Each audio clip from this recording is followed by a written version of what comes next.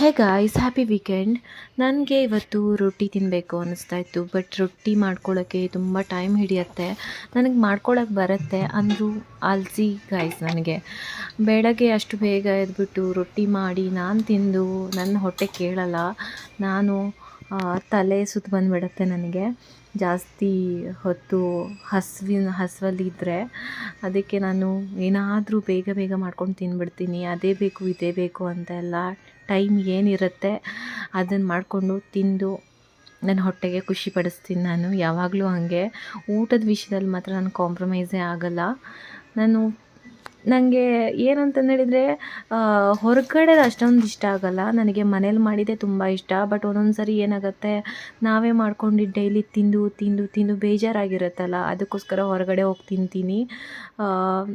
ಇಲ್ಲಾಂದರೆ ನಾನು ಹೊರಗಡೆ ಹೋದ್ರೂ ತಿನ್ನೋದು ಅಷ್ಟಕ್ಕಷ್ಟೇ.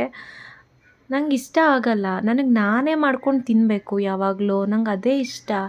ನನಗೆ ಬೇರೆಯವ್ರು ಮಾಡಿದ್ದೆಲ್ಲ ಇಷ್ಟ ಆಗೋಲ್ಲ. ಬೇರೆಯವ್ರು ಮಾಡಿದ್ರೆ ನಾನು ಹೇಳ್ತಾ ಇರ್ತೀನಿ, ಯಪ್ಪ ಅದು ಕಮ್ಮಿ ಇದು ಕಮ್ಮಿ ಅಂತ ಹೇಳ್ತಾ ಇರ್ತೀನಿ. ಈವನ್ ನಮ್ಮಮ್ಮ ಮಾಡಿದ್ರು ಅಷ್ಟೇ, ನಾನು ಹಾಗೆ ಹೇಳ್ತಿರ್ತೀನಿ, ಏನು ಮಮ್ಮಿ ಇದು ಹಿಂಗೆ ಮಾಡಿದ್ಯಾ, ಖಾರ ಆಗಿದೆ, ಖಾರ ಕಮ್ಮಿ ಆಗಿದೆ, ಏನಾದರೂ ಒಂದು ಹೇಳ್ತಾನೆ ಇರ್ತೀನಿ ಹಾಗೆ ನಾನು.